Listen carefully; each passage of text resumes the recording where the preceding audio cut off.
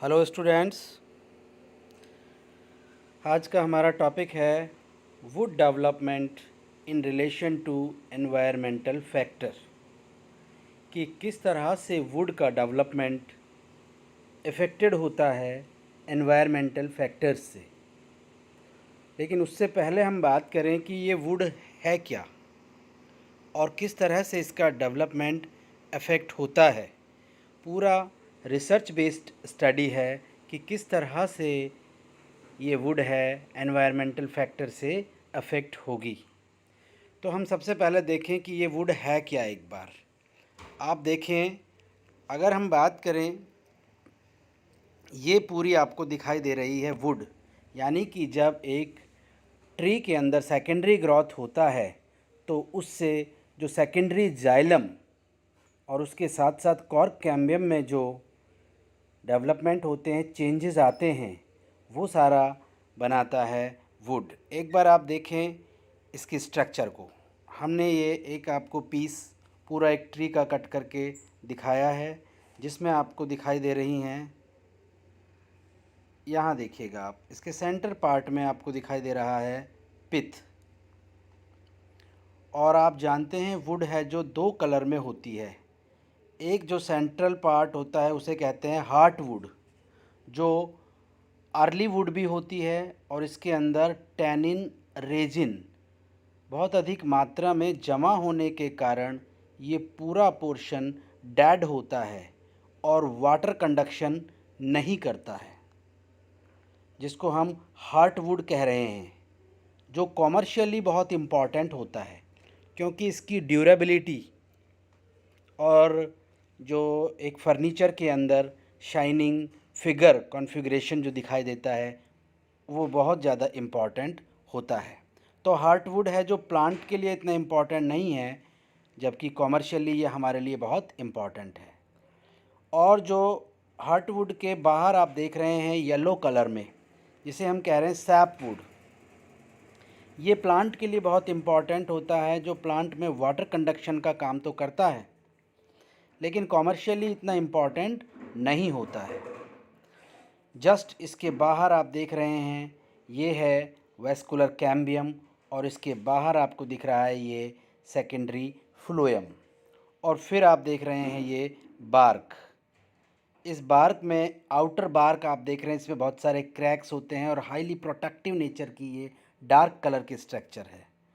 और इसके अंदर आप देख रहे हैं cork cambium. Is it clear? तो बार्क को हमने दो पार्ट में डिवाइड कर दिया। इनर बार्क जो वास्कुलर कैम्बियम और सेकेंडरी फ्लोएम से बनी हुई है, यानी कि जाइलम, सेकेंडरी जाइलम के बाहर का सारा हिस्सा बनाता है बार्क, जो दो पार्ट में डिवाइड हमने किया है, इनर बार्क और outer bark. Is it clear? और आप देख रहे हैं सेकेंडरी जाइलम में बहुत सारी ग्रोइंग रिंग्स भी आपको दिखाई दे रही है, जिन्हें आप एनुअल रिंग्स भी हम कहते हैं, जो हर साल सेकेंडरी जाइलम डेवलप होता है। ये हैं रेज, मेडुलरी रेज हैं, जो क्लियर कट आपको दिखाई दे रही है। और आपने कभी ओरिजिनल वे में भी किसी कारपेंटर के यहाँ देखा होगा, लॉग्स कटे होते हैं तो उसमें क्लियर आपको शैपवुड, हार्टवुड और एनुअल रिंग्स दिखाई देती है। तो हम थोड़ा सा इसके बारे में जनरल बातें करते हैं, फिर इसके डेवलपमेंट के बारे में हम बात करेंगे। अगर मैं बात करूं सीधा ट्री की, तो उसमें दो टाइप के वुड्स हैं, एक्सोजीनस और endogenous. Endogenous, they grow inward and fibrous mass seen in the longitudinal section. Longitudinal section में लॉन्जिट्यूडिनली मास दिखाई देते हैं, यानी सेल्स जो होती हैं वो लॉन्जिट्यूडिनल लंबाई के अंदर आपको दिखाई देती रहती है, जो बैम्बू में, कैन में, पाम में दिखाई देते हैं। Exogenous, they increase in bulk by growing outward and distinct conjunctive rings are formed every year in horizontal section, जो अभी हमने देखी है एक्सोजीनस, यानी कि जो ग्रिथ में मोटाई में वृद्धि करती है, और उसके अंदर आपको एनुअल रिंग्स दिखाई देती है। जो कॉनिफर्स में, it is also known as evergreen tree, leaves do not fall till new one are grown, जब तक कि नई लीव्स नहीं आती तब तक लीव्स नहीं गिरती, वो सब कॉनिफर्स कहलाते हैं। और उनके अंदर बनती है सॉफ्ट वुड। सॉफ्ट वुड का मतलब होता है लाइट कलर की होती है, रेजिन भरा हुआ होता है, वेट में लाइट होती है, थोड़ी वीक होती है, पुअर फायर रेजिस्टेंट, यानी कि फायर रेजिस्टेंट नहीं होती है और जल्दी ही आग पकड़ लेती है। Strong in direct pull and weak for resisting thrust और शीर्स। इसमें आपने देखा होगा तो डायरेक्ट पुलिंग के लिए तो ये स्ट्रॉन्ग होती है, बट ये बीच में से फटने लग जाती हैं। ये इनके अंदर ड्राइनेस यानी सीजनिंग एक कंडीशन होती है, उस वजह से ये ज़्यादा स्ट्रॉन्ग नहीं होती है। जैसे एग्जाम्पल में चीड़ है, देवदार है, फिर है, केल है, पाइन है, स्प्रूस है, ये सारी सॉफ्ट वुड की कैटेगरी में आती है। हार्ड वुड में क्लोज ग्रेन्ड होती हैं, strong, heavy, dark colour, durable, non resinous, resin नहीं होता है, do not show distinct annual ring. बबूल में mahogany, oak, sal, teak, rosewood etcetera. तो ये सारी होती है हार्टवुड।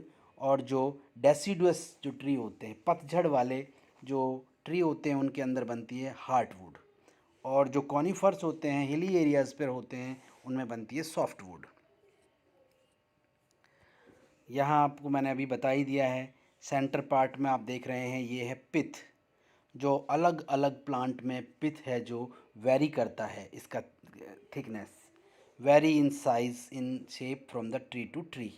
और इनर मोस्ट पोर्शन है जो portion of tree is called medulla, भी इसका पार्ट कहला रहा है।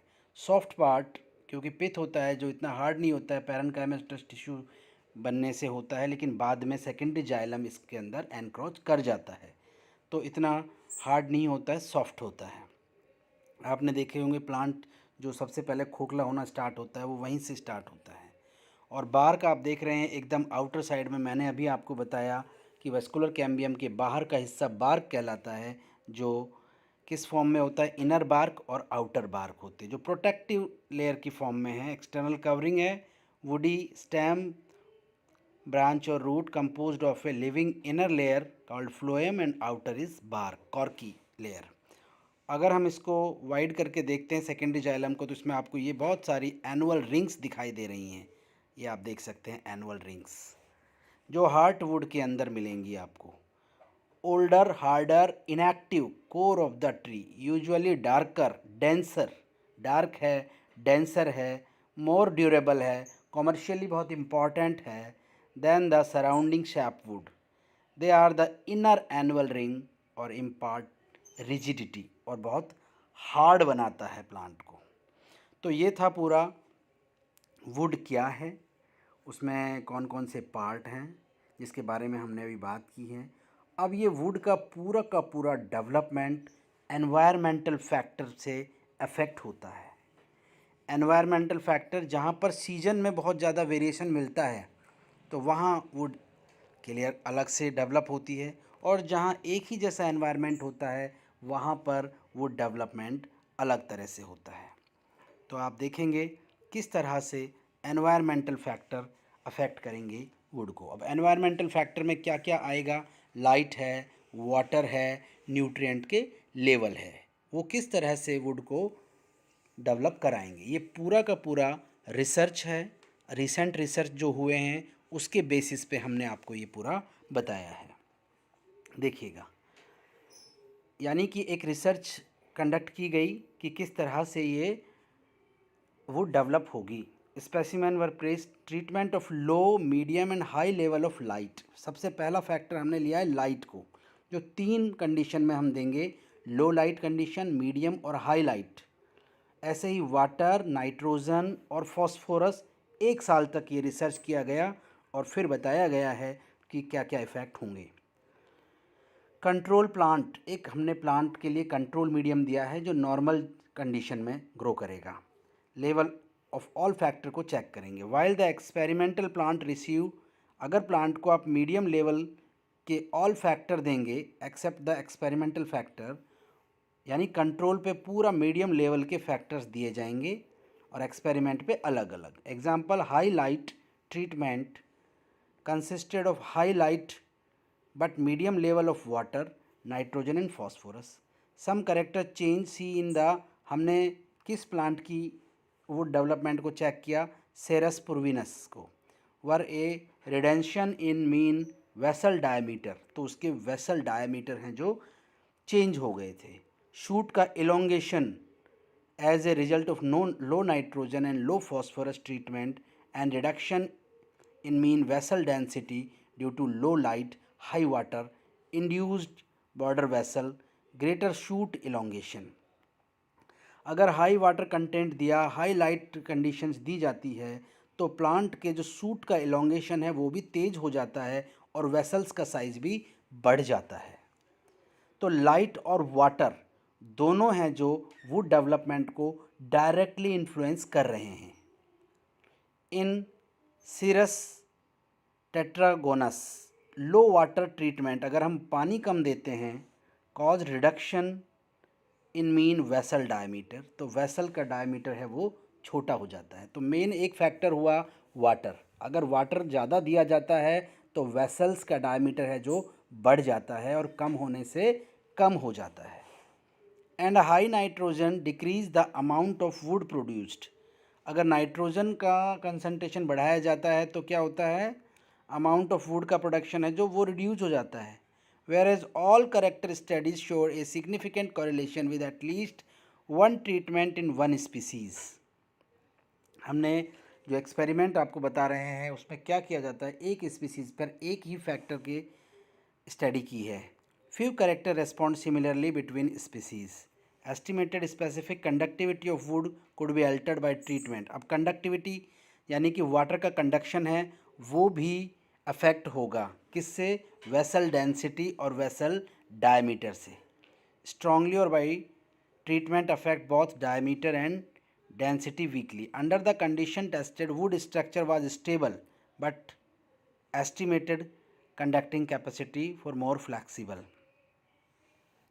As the concentration of greenhouse gases increase, greenhouse gases जैसे कार्बन डाइऑक्साइड है, मीथेन है, बढ़ाते हैं हम एटमॉस्फेयर में तो ग्लोबल टेम्परेचर रेज, तो टेम्परेचर बढ़ता है, rainfall pattern are altered, cloud cover changes, the amount of light reaching plants and mineral are leached from the soil in some area deposited in other. तो environmental factor affect plant vigour, plant environmental factor से क्या होता है, plant की विगरिटी जो उसकी growth rate है, health है, वो पूरी तरह से अफेक्ट होती है। But little is non about how such factor might influence A plant internal structure. Many agriculture studies have examined response such as the crop yield, but there have been few studies dealing with morphogenic effect reported in Helianthus anus polygonum. Hydropiper produce more and larger vessel if given increased water, found the moisture level affected vessel diameter। तो main जो इसमें role play हो रहा है temperature का, moisture का और nutrients का, ये तीनों अफेक्ट करती है वेसल के डेवलपमेंट को। इन फ्रैक्शिनस एक्सक्लेसर and had similar result in study of the several dicot. Formation of the parenchyma and root hair was also affected by environmental factor and increased the light induced the formation of leaves with a higher density of stomata, vein, chlorophyll, low nitrogen supply induce altered growth rate and lignification of leaf epidermis। अगर हम बात करें कि nutrient में nitrogen और phosphorus का concentration alter कर दें तो क्या होगा, लीफ के अंदर और जाइलम के अंदर लिग्निफिकेशन है वो अफेक्टेड हो जाएगा। एंड नॉन वीनल स्क्लेरेन्काइमा इन पोआ, but few anatomical character were examined, even experiment examine affect CO2 seems to study few anatomical responses. Other changes in stomatal density, surprisingly, the short list appear to bulk of experiment related to effect of environment factor in plant structure. अब आप यहाँ देखेंगे कि due to the scarcity of environmental data we decided examine anatomical responsiveness. The environmental cacti were chosen for the study because the experience have shown them to morphological responsive to the various environmental factor. Many have complex polymorphic anatomy, so anatomical responsive might also be expected because many cacti are adapted to habitat extremely air aridity, intense isolation and mineral rich soils. Even a small increase global rainfall cloudness would be significant change from them. तो हम सीधी बात करें, आपको पूरा conclude करें कि किस तरह से एनवायरमेंटल फैक्टर है जो वुड डेवलपमेंट को अफेक्ट करते हैं, तो आप इन्हें अलग अलग फैक्टर की फॉर्म में शो कर सकते हैं। अगर वाटर का कंसंट्रेशन बढ़ता है तो वुड डेवलपमेंट भी बढ़ जाता है। अगर जहाँ ड्रॉट कंडीशन में प्लांट ग्रो करेगा तो वहाँ पर वुड डेवलपमेंट रिड्यूस हो जाएगा। और जहाँ लाइट है, हाई लाइट इंटेंसिटी आएगी तो हार्टवुड का डेवलपमेंट ज़्यादा होगा, वाटर का कंडक्शन बढ़ेगा तेज़ी से, तो वेसल्स डेवलप होंगी। और अगर टेम्परेचर कम हो जाएगा तो क्या होगा कि वुड का डेवलपमेंट बहुत स्लो होगा। तो लाइट देखा आपने, वाटर देखा और न्यूट्रिएंट। अगर एक प्लांट को प्रॉपर मात्रा में न्यूट्रिएंट मिलते रहेंगे तो प्रॉपरली ग्रो करेगा, प्लांट प्रॉपर डेवलप करेगा। वेसल्स का डायमीटर है जो पर्टिकुलर, जैसे नाइट्रोजन और फॉस्फोरस कंडक्शन के लिए भी चेंज होता रहेगा। तो ये पूरी रिसर्च बेस्ड है। रिसेंटली जो रिसर्च हुआ है, किस तरह से ये नए डेवलपमेंट्स हो रहे हैं, उनके बारे में हमने बात की है। तो किस तरह से वुड का डेवलपमेंट अफेक्ट होता है एनवायरमेंटल फैक्टर से, ये है इसके अंदर। आज के लिए इतना काफ़ी है। Thank you.